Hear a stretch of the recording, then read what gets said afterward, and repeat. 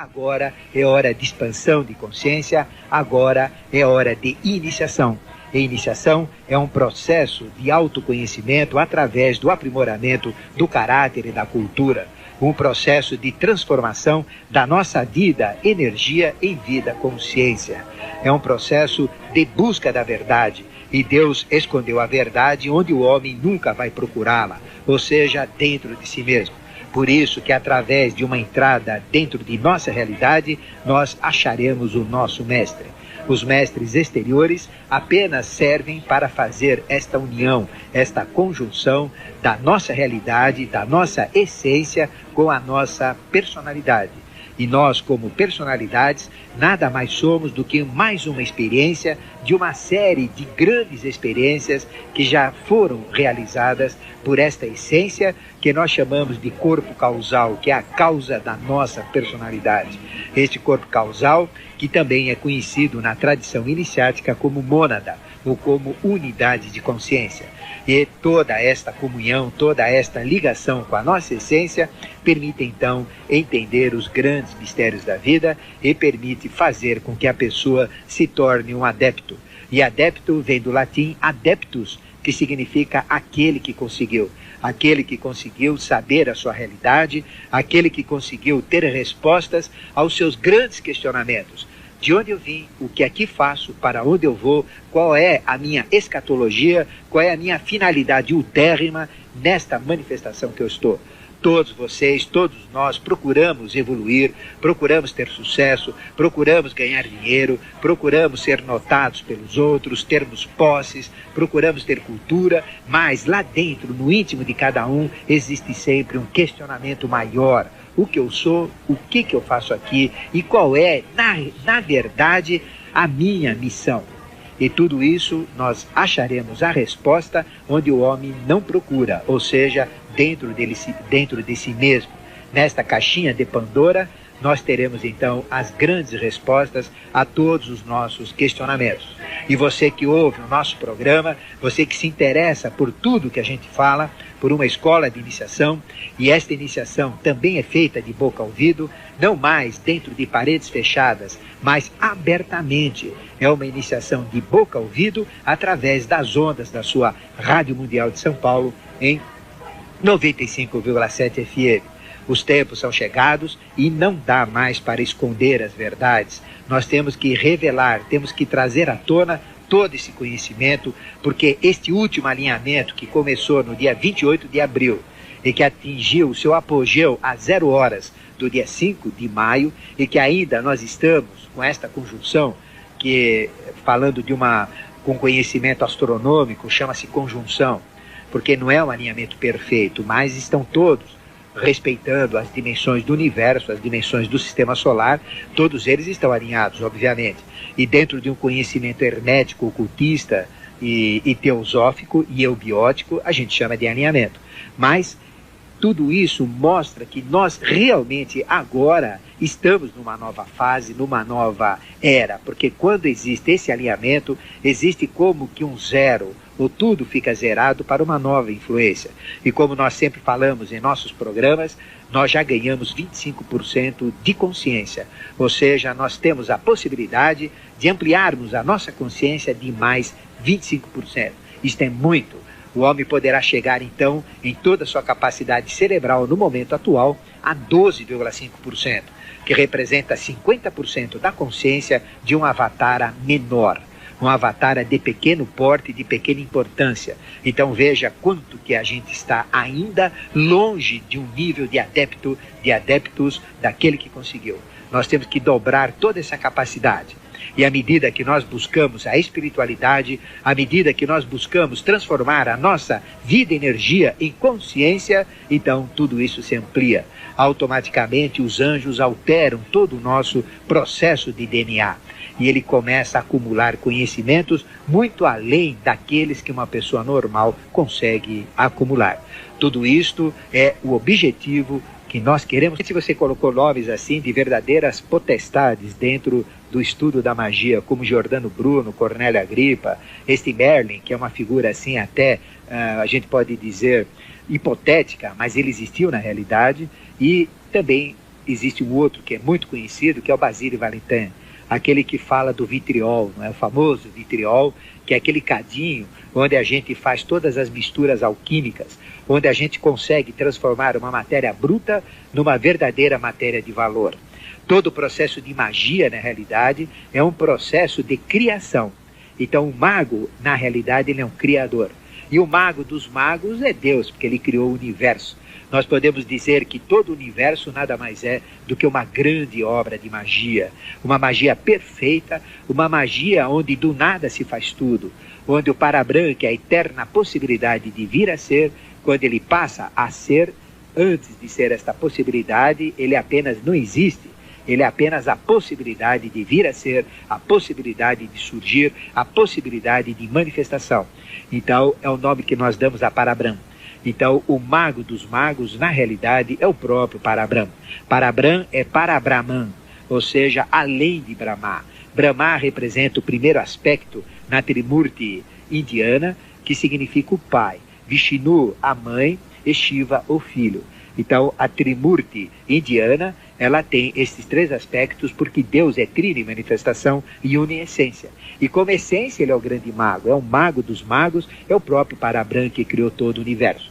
E existem expressões que vão se diluindo numa razão setenária. De Parabrahma surge automaticamente os 7 autogerados, que na Bíblia isto é conhecido como 7 anjos da presença, 7 anjos diante do trono, os 7 Elohims dentro da tradição hebraica, que são os aspectos setenários da própria manifestação de Parabrahma, ou de Parabrahma. Então esse é o mago dos magos, e isto vai se diluindo. Ou seja, no início existia a possibilidade de vir a ser, de acontecer. Quando acontece esta possibilidade se manifesta de uma forma trina, como Brahma, Vishnu, Shiva, como Pai, Espírito Santo, Filho, como Pai, Mãe e Filho em todas as religiões, como Sati, Chiti, Ananda, para os filósofos, para os Sankhas, para os hindus, e através, inclusive, do nosso querido, deste povo fantástico que é o cigano, como rei e rainha em Valete. Então, esta Trimurti, esta tríade sagrada, se manifesta. Para os gregos é o primeiro logos, o segundo logos, o terceiro logos. Para nós, dentro de uma escola de iniciação eubiótica, é o primeiro trono, o segundo trono, o terceiro trono. Então, Deus é uno em essência, como Parabrahma, se manifesta de uma forma trina e depois ele imprime todo o processo da evolução de uma forma setenária. Aí vem os 7 Elohims, 7 anjos da presença, e tudo é setenário. Na razão de 7 dias da semana, 7 cores do arco-íris, não é? Nós temos 7 corpos, tudo é setenário, 7 notas musicais, existem 7 metais, 7 plantas, 7 animais, 7 totens, 7 chakras. Então, toda uma relação setenária que imprime todo o processo evolucional. E o mago dos magos, na realidade, é o próprio Parabrahma, como eu falei. Mas, à medida que ele vai se diluindo em aspectos setenários, então, do 1 surgem 7. Do autogerado, do grande autogerado, surgem 7 autogerados de si mesmo. Cada um destes dá origem a mais 7, dando 49. Aí vem as famosas 49 hierarquias espirituais do raio divino que imprime todas as ideias da manifestação deste universo e de todos os universos. Existem 2 tipos de hierarquias ou 2 classificações que originam todo o processo da magia. São as hierarquias do raio divino, que representam a ideação cósmica, que nós chamamos hierarquias de Fohat, as hierarquias do raio verde. E existem aquelas outras hierarquias que realmente imprimem todo um processo de forma na matéria, ou seja, executam a própria matéria, que nós chamamos de hierarquias do raio primordial. São as hierarquias do fogo quente, são as hierarquias de Kundalini, como nós chamamos, hierarquias do raio vermelho. Então, estas 2 hierarquias do raio verde e as hierarquias do raio vermelho significam o espiritual e o material. Na razão de Purusha, que é o espírito, todas as hierarquias espirituais, e Prakriti, que é matéria, todas as hierarquias que imprimem forma na matéria. Por isso que todos os templos chineses, com muita sapiência, eles são pintados dessas 2 cores, de verde e de vermelho. Verde representa a Fohat, uma força masculina que em alta magia é atraída pela mulher. E Kundalini representa uma energia feminina que em alta magia é atraída pelo homem. E nós, como prana, como vida, dentro de nós, nós fazemos esta comunhão desta dupla energia, que é a energia de Forrati com a energia de Kundalini. E tudo isso, quando elas se tocam no nosso íntimo, no chakra umbilical, a gente se torna então um sol púrpura. E aí a gente se torna um mago. Então, quem é um mago, para a gente explicar? Quem são esses seres que você falou? São seres que conseguiram realmente fazer o androgenismo cósmico. Só é mago quem consegue ser andrógeno cósmico. Isso não quer dizer que ele tem que ser homem, tem que ser mulher, nada disso. Eu estou falando espiritualmente. Ou seja, ele tem que ter essa energia Forrati, que é a energia masculina, que é uma eletricidade verde, como uma chuva verde, que cai sobre a pessoa, uma força incrível, onde a pessoa tem tudo, tem todo o conhecimento das ideias do que vai ser criado e daquilo que era ideia antes de existir, antes de ser criado.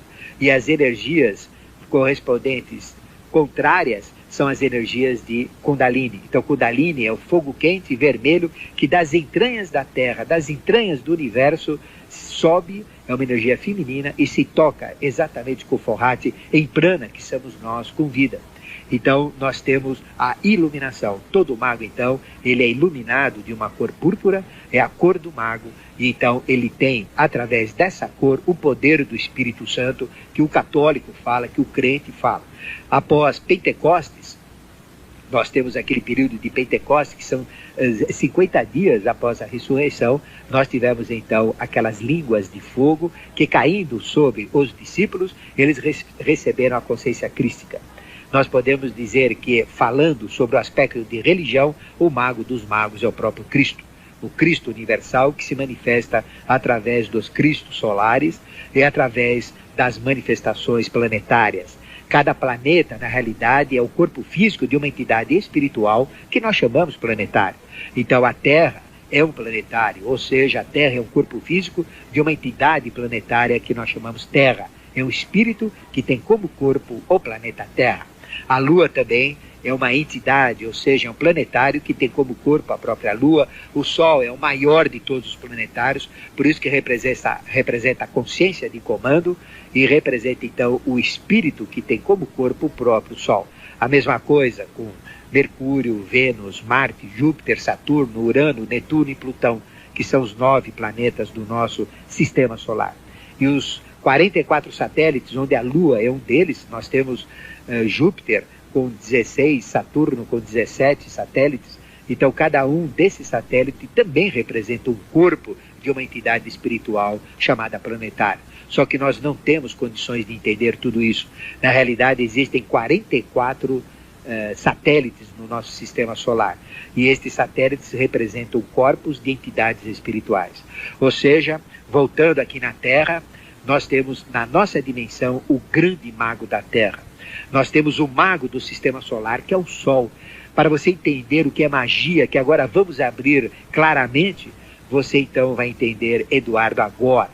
Você aí que está me ouvindo, você que está sentado aí numa cadeira, no sofá, você que está no trânsito, segurando o volante, sentado, sintonizado aqui em 95.7 na FM Mundial, acreditando na vida, você que está fazendo qualquer coisa, a sua roupa, o seu óculos, o que você está comendo, o que você está fazendo, onde você está sentado, o que você está vendo, ou seja, tudo o que existe, sabe o que é, Eduardo? É Sol.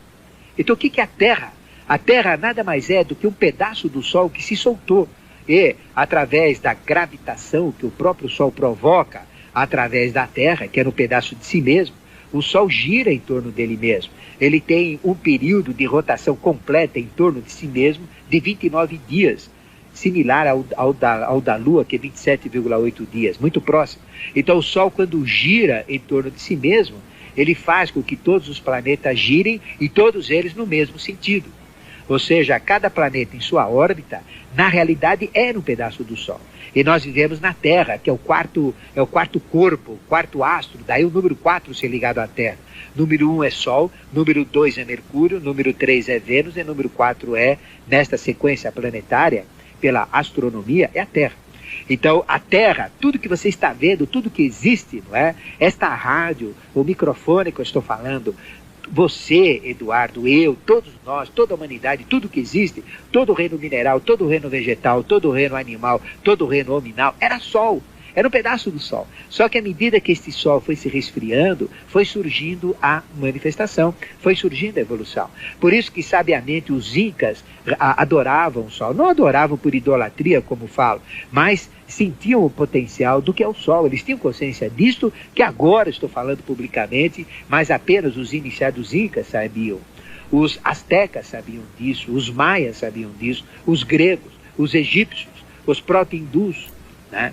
Todos aqueles que estudam a tradição dos persas, dos proto-persas, dos antigos persas. Aí vem o famoso deus Mitra, que significa sol. Vem o famoso Surya, dos hindus, que também significa sol.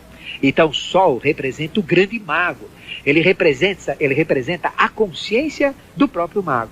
Daí vem o faraó, que era um mago. Daí vem todo mundo que tem que ser iluminado para ser um mago. Este é o grande segredo. É a pedra filosoforum, é o ouro filosófico, não é? Então, é aquele ouro que pode transformar tudo. Então, o ouro que transforma tudo é o Sol.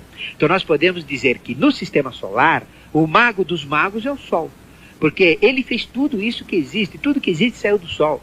E uma parte do Sol ainda está dentro da Terra, que é o magma. Ou seja, aquele material fundido em alta temperatura, tudo derretido no núcleo da Terra, que quando a pressão excede um pouco, provoca os terremotos pela movimentação das placas tectônicas. Então a Terra chacoalha por essa movimentação, porque está fundido lá dentro. E quando a pressão é muita, saem gases para fora, aí saem também o quê? Os vulcões. Não é? Então nós temos todo aquele jorro de material vulcânico, que é o magma saindo por um vulcão, que é o orifício na face da Terra, ligado a este sistema de alta pressão e de alta temperatura. Então todo esse processo que eu estou falando é uma grande realidade. E parte do Sol ainda está aqui dentro do nosso planeta. Então veja, o mago do sistema solar é o Sol, que nos fez, que criou a própria Terra, que criou o sistema solar, os 44 satélites, os 9 planetas e tudo que existe. Então veja que o mago do mago é Sol, é o Sol. Então é o grande mago do sistema solar. Agora, trazendo para a nível de cada planeta, nós temos o mago da Terra.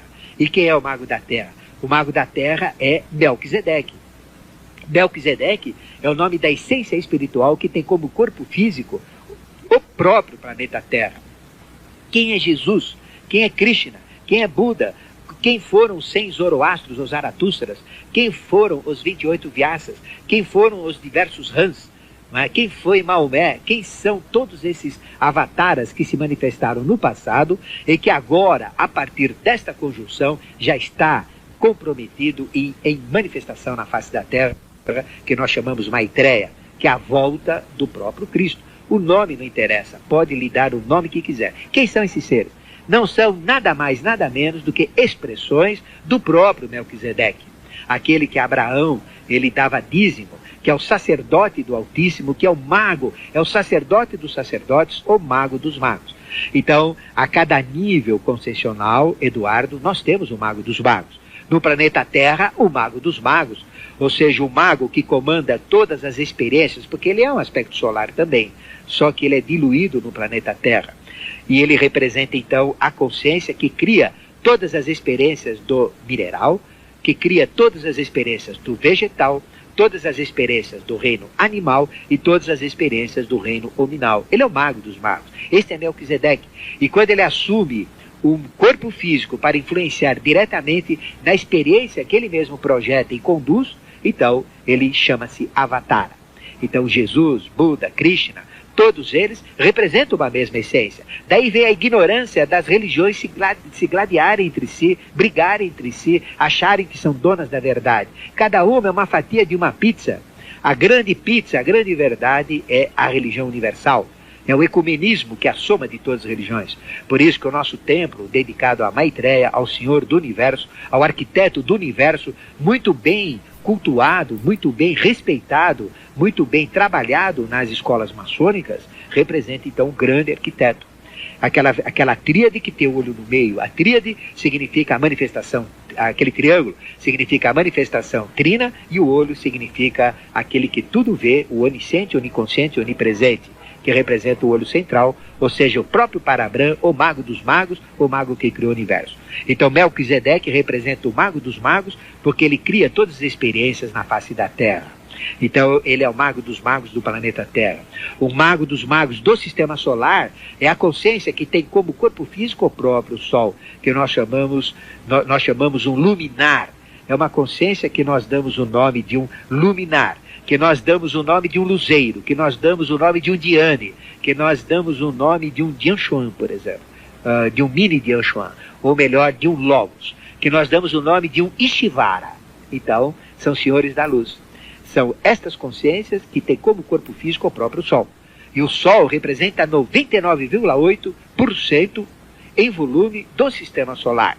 Somando a Terra, os 9 planetas do sistema solar, os 44 satélites, os 1.800 asteroides, os mais de milhares cometas que vão e vão dos confins e são atraídos pelo Sol, nós temos 0,2%, esta bagatela. Então veja que o Sol representa realmente a consciência maior do sistema solar. Este é o mago dos magos, está ligado a toda esta obra da magia que nós falamos. E quem é então Giordano Bruno, Cornélio Agrippa, Merli, Basílio Valitan? São exatamente o grande Eliphas Levi, não é? Então quem são esses seres? Nada mais são do que pessoas que estão usando corpos físicos e que estão tentando trazer este conhecimento de fazer o ouro filosófico. Esta é a verdadeira transformação. O ouro que a gente tem aqui, o diamante que a gente tem, o dólar que você tem aqui, o valor que você queira dar, de onde veio? Do Sol. Então o Sol é a matéria magma, é a matéria magna, magma da Terra e magna, universal, que permite transformar em tudo. E quando nós nos tornamos um adepto, quando a gente tem uma consciência solar, esta consciência que nós chamamos consciência crística, ou seja, o que é Cristo? Cristo nada mais é do que este título que Jesus, ou Yoshua Ben Pandira, que é um anjo caído assumindo um corpo humano para impulsionar a evolução, ganhou essa consciência crística. Foi o primeiro anjo que caiu no meio da humanidade que conseguiu voltar ao reino angélico com consciência integral, 100%. Por isso que ele é o padrão da humanidade. Cristo vem de Crestos, ungido, iluminado, Sol. Ele é o próprio Sol. Então, quando Cristo ganhou a consciência solar, ele provocou automaticamente manchas no Sol. E se toda a humanidade ganhasse esta consciência solar, se toda a humanidade ganhasse o título de mago, o Sol então apagaria, acabou a evolução. Explode uma nova, uma supernova e começa-se um quinto sistema evolutivo, cujo nome vai ser Vênus. Este é o grande segredo. Então, nós temos vários níveis de magos dos magos. O nível planetário, o nível de um sistema solar, e temos também o mago dos magos, que é aquele que cuida de todas as experiências da nossa galáxia. E a nossa galáxia tem 150 bilhões de estrelas. E no meio dessa galáxia existe um Sol enorme, gigantesco, que nós chamamos de Sol espiritual. Este é o mago dos magos da galáxia. E além disso, existe o mago dos magos do universo, que é exatamente o Sol chamado de central, que é o centro do nosso universo, e ele comanda todas as experiências de 150 bilhões de galáxias, porque o número de galáxias é igual ao número de estrelas que cada galáxia tem. Então existem 150 bilhões de galáxias, cada uma dessas galáxias tem dentro dela 150 bilhões de estrelas. E quem comanda tudo isto é o mago dos magos do universo, que nós chamamos de Sol Central.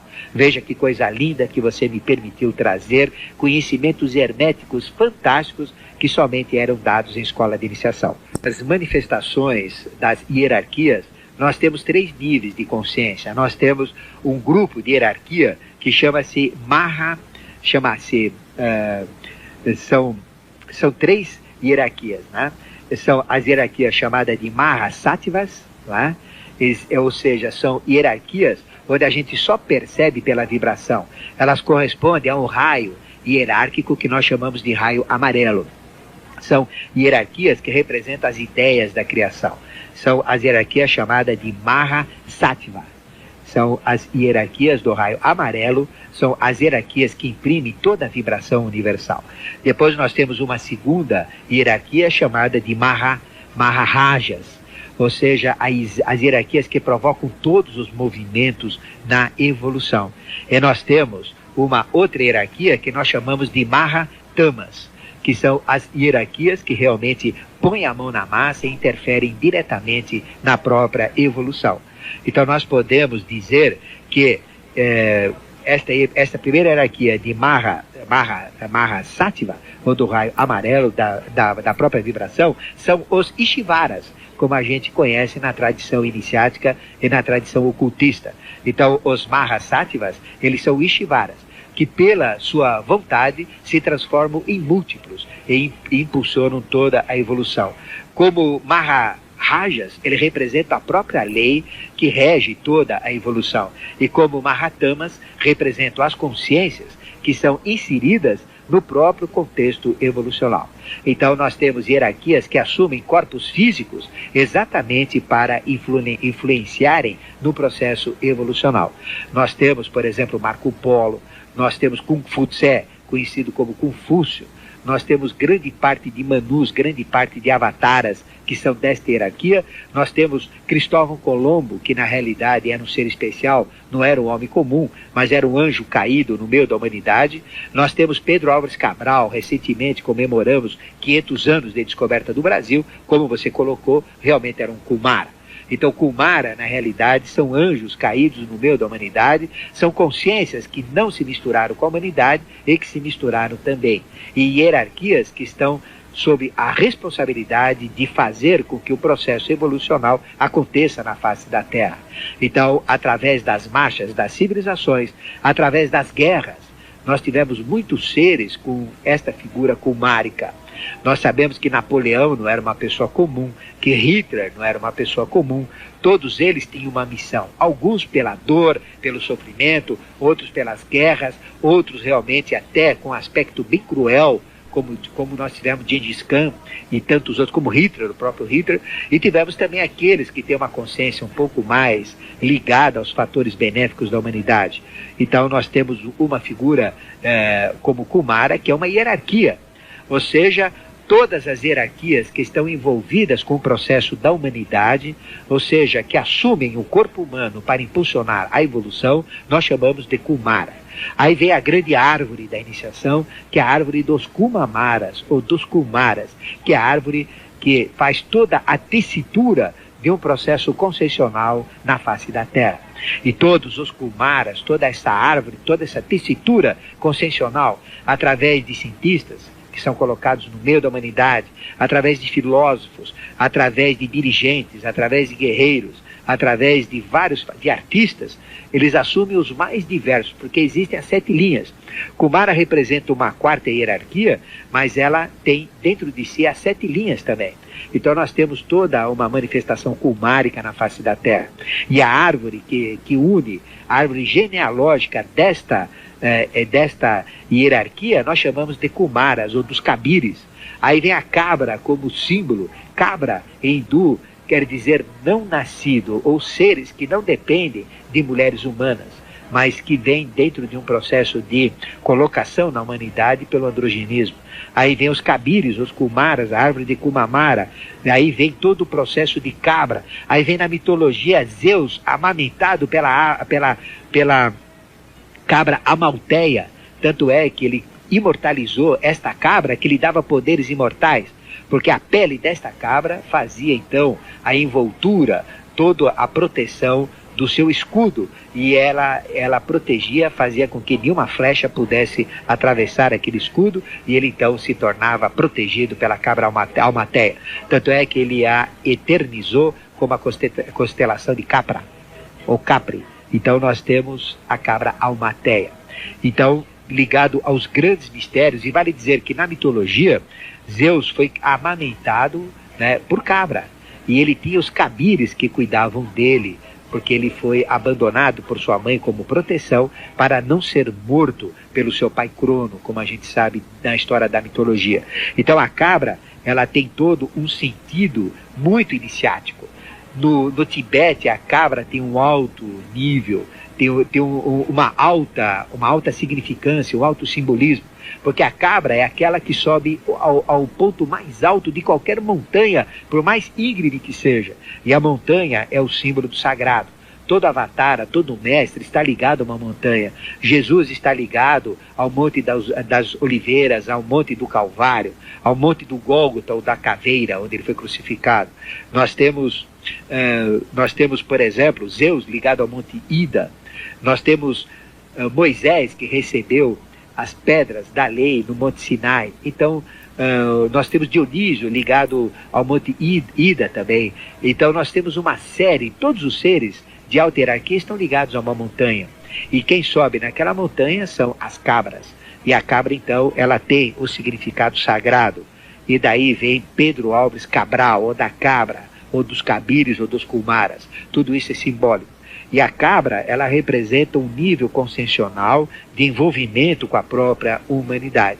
Esta cabra, gradativamente, aí tem o aspecto bode também, aí vem todo o processo do bode ligado aos mistérios ocultistas. Tem a expressão bode expiatório, que é aquele bode, se a gente ler no Deuteronômios, que é um dos 5 livros do Pentateuco de Moisés, onde um bode, né, ou uma cabra era levada ao ritual para ser sacrificada aos deuses, não é, ao grande Deus, e o outro, que era o macho, o bode, era o bode expiatório.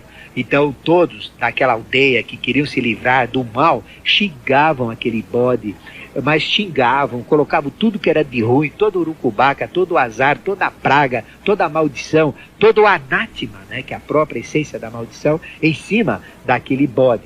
E depois tinha um que levava o bode para morrer de fome, de calor, de sede no deserto. E quando aquele bode era consumido, morto, levava consigo todas as pragas daquela região. Aí vem a expressão do bode expiatório.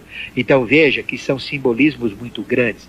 Bode representa e cabra representa hierarquias que se sujam para ajudar a própria humanidade, que assumem este corpo grosseiro que o homem tem, são hierarquias divinas, que assumem esta condição humana exatamente para se doarem em holocausto na própria evolução da espécie humana. Estes são os kumaras, aí vem o simbolismo da cabra. E esta cabra gradativamente se transforma no segundo ser, que é o cordeiro. Aliás, desculpe, o carneiro. Aí vem o carneiro como símbolo de Ram, o carneiro como símbolo de todos os avataras, não é? Porque ele representa aquela testa forte que enfrenta qualquer dificuldade e que realmente com aquela cabeça, com aquela determinação, ele consegue chegar onde vai. E veja que o signo que abre todo o espaço do zodíaco é exatamente Áries, ou Carneiro. Aí vem todas as hierarquias ligadas a Áries, ou ao Carneiro. Né? Então o Carneiro é o segundo nível hierárquico de um Kumara. Ele já é um avatar, é um ser de uma alta consciência, não é, Aníbal?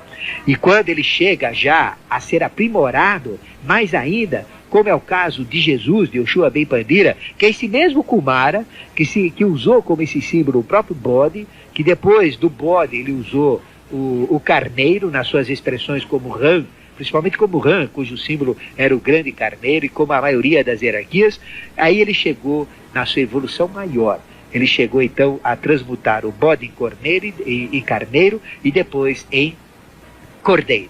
Aí vem cordeiro. Cordeiro representa então a essência desta evolução, a transformação do bode passando por carneiro e chegando então ao próprio cordeiro.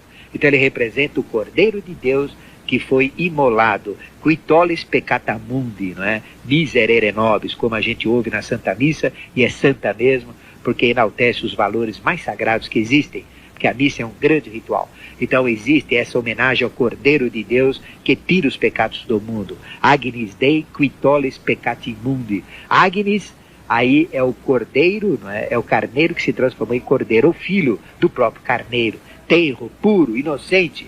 Aí vem todo o aspecto de pureza de Jesus como carneiro, como cordeiro. Não é? Então o cordeiro tem este aspecto realmente muito sacro. E por isso que sabiamente as igrejas cristãs têm a figura do cordeiro pintado, que as pessoas nem entendem. Até uma criança estranha, por que imolar o cordeiro? Não é? Ele é tão bom, mas existe esse princípio. Lembre que no próprio Êxodo, aqueles que usaram do sangue do cordeiro para pintar as suas portas, não receberam o anjo da morte na Páscoa. Páscoa quer dizer passagem. Então ele salvaguardou todos que tinham a porta pintada com um cordeiro de 1 ano.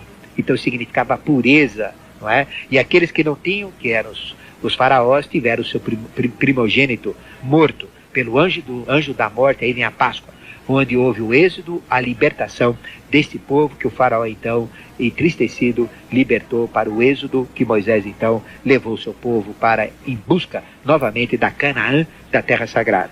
Então vejo que este simbolismo que você colocou do Kumara é muito mais abrangente do que simplesmente a gente deixa transparecer se eu falar que é só um ser de hierarquia. O importante é entender todo esse mecanismo, todo esse envolvimento hierárquico, simbólico que existe.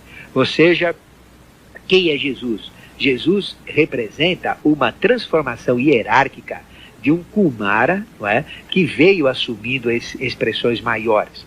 E vale dizer que ele tinha 3 aspectos ligados a 3 hierarquias. Então existia, porque Deus é trino, então ele sempre se manifesta em 3 pessoas. Então ele tinha um aspecto de Kumara, ele tinha um aspecto de Asura e tinha um aspecto de Makara, que são as 3 hierarquias mais evoluídas na face da Terra. Kumara, Asura e Makara. E você que está me ouvindo, você pode ser uma mistura de uma dessas 3 hierarquias. Você pode ser uma mistura de anjo. 1/3 da humanidade praticamente advém de mistura com anjos que caíram, são os anjos que caíram no meio da humanidade e que se misturaram com mulheres e homens humanos. Isto representa a própria queda do paraíso, representa a expulsão do paraíso, representa a doação do mental, representa o princípio da egoidade, representa o karma como uma lei de equilíbrio universal, porque isso gerou um desequilíbrio, representa a revolta dos anjos. E tudo isso proporcionou à humanidade o contato com anjos diretamente misturando-se com a própria humanidade, que são anjos ligados a um 4º princípio Kumara, a um 5º princípio Asura e a um 6º princípio Makara. Ou seja, existiam na realidade 3 aspectos de Jesus no sacrifício do Gólgota. Era um Kumara, que nós chamamos João Batista. Aí você entende então o que é um Kumara, não é só olhar a figura de João Batista.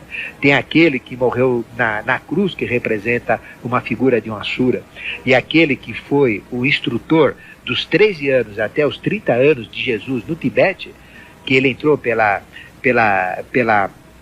chakra que nós chamamos de Caleb, próximo a JB, Jerusalém, Belém, a 23 graus de latitude norte. Nós temos um 6º aspecto, que é um aspecto de Makara, que nós chamamos de Micael, dentro da hierarquia angélica. Eu sei que o que eu estou falando é um pouco complexo, é um pouco difícil, mas a gente tem que falar o que é. E gradativamente, você ouvindo o nosso programa, você vai entender. Muitas pessoas falam, o que ele fala é muito esquisito, esse homem deve ser doido. Não é? Mas depois de algum tempo ouvindo o que a gente fala, você vai ver que tudo isso tem uma grande coerência cósmica. É uma questão que vai valorizar este conhecimento que nós passamos, a religião que você segue, a filosofia que você segue, o caminho que você segue, independentemente se você é crente, católico, espírita, se você é budista, isto não importa, porque a verdade é uma só. E a nossa tônica é trazer esta verdade ao seu nível consciencial. Mas falando do Marco Polo, eu tive oportunidade, de, por questões de trabalho, viajar para o Japão, viajar para a China também. Estou trabalhando, na profissão que eu exerço. Então, em todo o templo que eu entrei, templo chinês, nós então sempre tínhamos a figura de Marco Polo.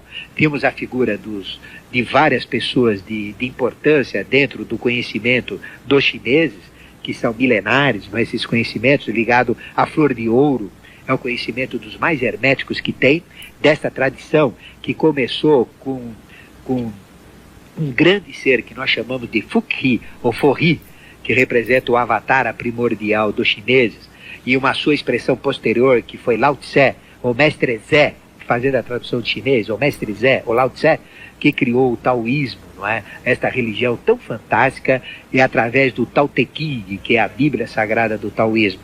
Então são expressões avatáricas dentro daquela linhagem chinesa. E Marco Polo é o único ocidental, não é isso? Que está presente em todo o templo chinês. Então a gente fica arrepiado quando entra lá naquele interior da China, quando entra realmente num local totalmente afastado e vê aquela figura branca, no meio das outras figuras que são cultuadas dentro de cada templo, não é? Chinês. Então Marco Polo, ele representa um ser especial, ele representa um próprio Kumar impulsionador da própria evolução, fazendo a tessitura Oriente e Ocidente. Nós podemos dizer, muitas pessoas falam, não é, que ele levou conhecimento para o Ocidente, mas na realidade ele veio trazer o Oriente, não é? Aliás, levou conhecimento para o Oriente, mas na realidade ele trouxe o conhecimento do Oriente para o Ocidente. Ele fez essa tessitura ligando o mundo moderno com o mundo tradicional antigo. Estes são os grandes mistérios. Sabedoria iniciática das idades nada mais é do que a somatória de todas as linhas herméticas, esotéricas, ocultistas. Ela abarca a antroposofia, a antroposome, sofia, sabedoria, fundada, trazida à face da Terra por um grande teósofo, anterior teósofo, que por questões de impulsionar melhor a evolução, criou a antroposofia, que foi Rudolf Steiner. Abarca todo o processo da gnose, da teosofia, do hermetismo, de todas as linhas que nós chamamos fechadas, herméticas, da teosofia de Helena Petrovna Blavatsky e principalmente daquele movimento que eu pertenço, que é um movimento paralelo a todos esses, que nós chamamos de eubiose, eu de bem bom, biose de vida, ou seja, viver em harmonia consigo mesmo, com a natureza, com o cosmos, com o universo, com todas estas leis universais. Este é o escopo do nosso programa, movimento real, de vanguarda. Nós estamos sempre envolvidos dentro do escopo, dentro do objetivo da missão eubiótica, que é criar toda uma tessitura, criar toda uma ambiência para a manifestação de manus, de mestres, de avataras. Então, o nosso compromisso está sempre à vanguarda. Os tempos são chegados. Esta última conjunção que nós tivemos, que iniciou no dia 28 de abril e que termina hoje, não é? Hoje realmente está terminando esta conjunção, hoje dia 11 de maio, e o apogeu dela, o clímax, foi às 0 horas do dia 5.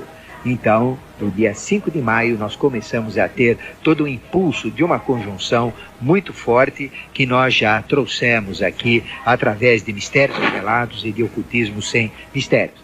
E explicamos que tudo isso mudou todo o potencial humano e nós ganhamos um nível consciencial muito maior. E também isto abriu as portas para o comprometimento direto de hierarquias de alta estirpe, de alto valor e de alta significância com todo o processo da humanidade que já estão no nosso meio. A partir de agora, eles vão realmente atuar diretamente até que cada um possa ganhar os seus adeptos, ganhar o seu terreno. Eu estou falando simplesmente do Cristo, estou falando simplesmente do Anticristo. Os dois estão a todo vapor na face da Terra em seu pleno potencial.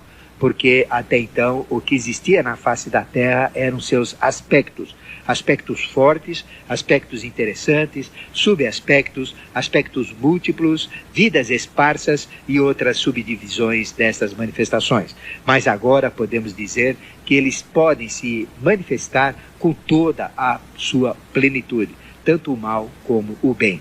E depende de cada um de nós fazer com que cada um deles realmente vença e que o outro perca esta batalha. É uma batalha que nós chamamos de jogo dos opostos. É o jogo dos opostos. Mas esses dois opostos bebem numa mesma taça e são, na realidade, uma só e mesma coisa. São dois extremos de uma mesma realidade.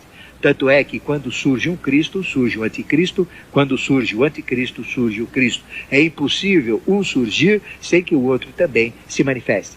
Pode vir com maior ou com menor poder, mas ele sempre se manifesta.